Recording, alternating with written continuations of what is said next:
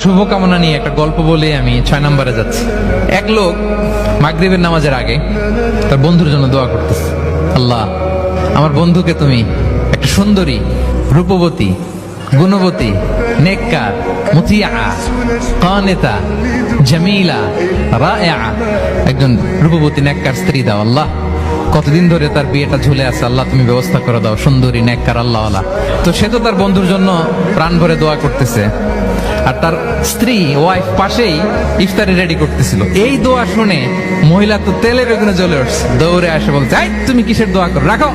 সে বেচারা মোনাজাতের মধ্যে তো ভরকে গেছে, ভয় বলে কি হইলো, আমি তো দোয়া করতেছি আমার বন্ধুর জন্য। তো মহিলা বলে, তুমি কি মনে করছো আমি হাদিসটা জানি না?